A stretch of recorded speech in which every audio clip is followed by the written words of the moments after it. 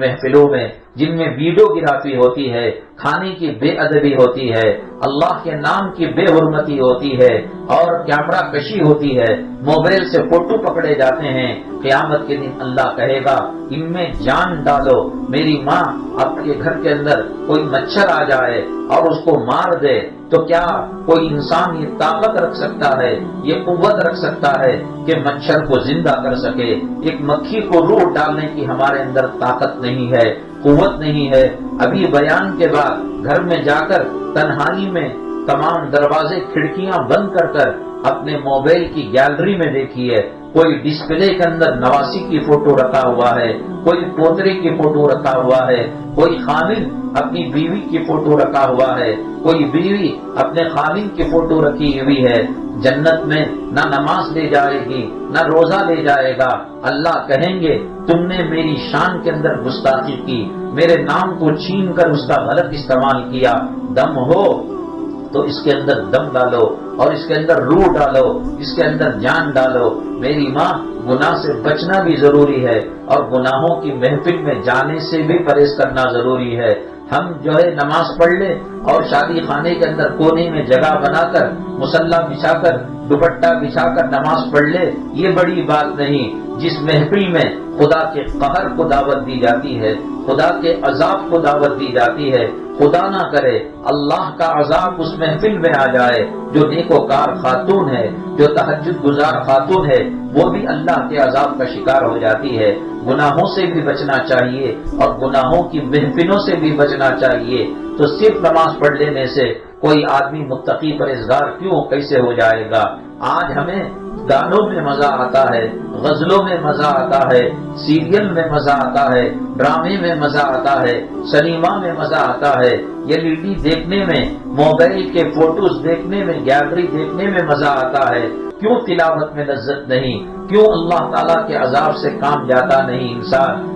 پتھر ایک مرتبہ رو رہا تھا، شاید پیغمبر یا کوئی صحابی نے پتھر سے پوچھا کہ تم کیوں رو رہے ہو، تمہارے آنکھوں سے آنسو کیوں نکل رہا ہے اور ختم ہونے کا نام نہیں؟ پتھر نے کہا کہ جب سے اللہ تعالیٰ نے یہ کہا کہ جہنم کا ایندھن پتھروں کو بھی بنایا جائے گا، وقودها الناس والحجارہ، نافرمان لوگوں کو لکڑیوں کی طرح جس طریقے سے آگ جلانے کے لیے لکڑی کو استعمال کیا جاتا ہے، پیٹرول کو، کیروسین کو، گیس کو استعمال کیا جاتا ہے، اس طریقے سے جہنم کی آگ بھڑکانے کے لیے نافرمان انسانوں کو ڈالا جاتا ہے، اور وہ پتھر جن کی پوجا ہوتی تھی ان کو ڈالا جاتا ہے تاکہ اس کی پوجا کرنے والے دیکھ لے، سمجھ لے کہ ہم کس کی عبادت کیا کرتے تھے، کس کی پوجا کیا کرتے تھے۔ جب یہ آیت نازل ہوئی وقودها الناس والحجارہ اعدت للکافرین، کہ جہنم کا ایندھن، جہنم کا گیس، جہنم کا کیروسین، جہنم کا پیٹرول یہ نافرمان لوگ ہوں گے۔ میری ماں، کیا کسی میں طاقت ہے؟ جو مائیں اور بہنیں خلاف شریعت بال بناتی ہیں، بہویں تراشتی ہیں۔ اللہ کے نبی جناب محمد الرسول اللہ صلی اللہ علیہ وسلم نے فرمایا بہویں بنانے والی اور اس کی کرانے والی دونوں پر خدا کی لعنت ہے۔ آج نیل پالش لگائی جاتی ہے، لپسٹک لگائی جاتی ہے، انسان مر جاتا ہے تو اس کا جسم ٹھنڈا ہو جاتا ہے، آئس کی طرح ہو جاتا ہے، انسان کا جسم گرم رہتا ہے تو پھر لپسٹک بھی ریمو کی جا سکتی ہے، نیل پالش بھی نکالا جا سکتا ہے۔ زندگی کا آخری غسل، کفن سے پہلے کا غسل، آخرت کی تیاری کا پانی، یہ ایسی حالت میں جب نیل پالش ہو، بال کٹے ہوئے ہو، بہویں تراشی گئی ہو اور بیوٹی پارلر میں غلط قسم کی چربیوں کو، حرام چربیوں کو، خنزیر اور برے جانوروں کی جو ہے چربی کو استعمال کر کر اس کے اندر کیمیکل ڈالا گیا ہو۔ میری ماں، اللہ کے لیے بتائے ایسی عورت کو موت کیسی آئے گی، کتنی تکلیف ہوگی؟ ملک الموت جب ایسے نافرمان لوگوں کو دیکھتے ہیں، ملک الموت ایسی خواتین کو دیکھتی ہیں جو شریعت کے مزاج سے ہٹی ہوئی ہیں، ان کے دانت اتنے لمبے ہوتے ہیں کہ لگتا ہے تیز دھار تلواریں لے کر آ رہے ہیں، آنکھوں سے آگ کے گولے برس رہے ہوتے ہیں۔